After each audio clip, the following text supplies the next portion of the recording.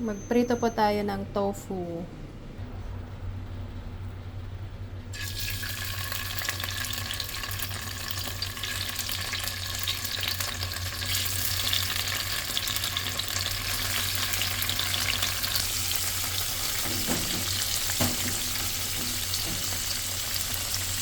Prito po natin ng light brown on both sides. Ganyan po dapat yung pagka-brown niya, light lang. So ayan, binaliktad ko na po siya para maluto din yung kabilang side. Ito na po yung ating tofu after yung maprito. Diba? Habang priniprito ko yung ating tofu kanina, in-steam ko na yung ating salted egg yolk. Na-steam na po yan kasi ihahalo po natin yan sa ating tofu mamaya. Ready to cook. Ayun yung isda nila amo ngayon. Fried pomfret.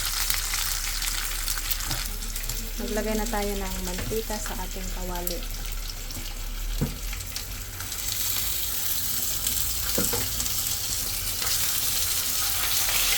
Maglagay na tayo ng dried shrimp. Dried hipon.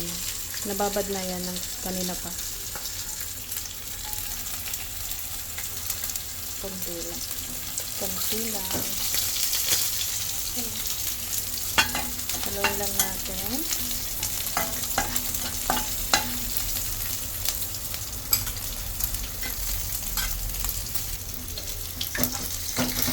Maglalagay tayo ng rice wine. 1 kutsara.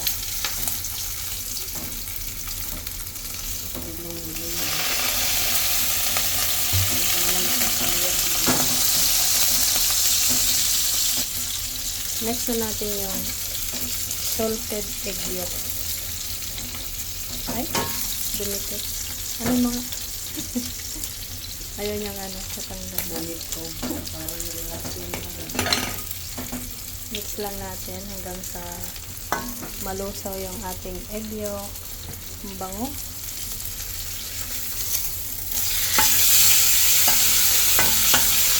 Sarado mo kaya yung ganito na po yung itsura niya pag na-lusaw na yung egg yolk.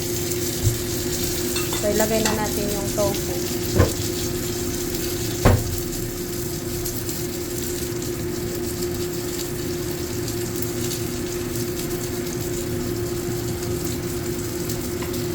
Haluin natin.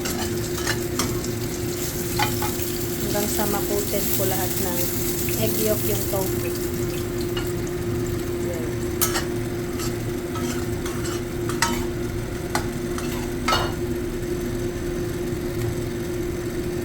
Marami natin tofu na.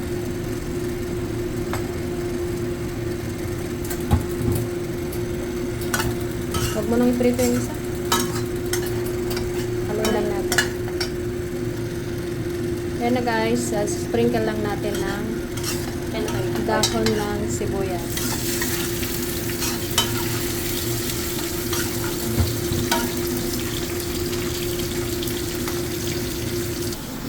Ito na po yung ating fried tofu with salted egg yolk sauce. Ready to serve na po.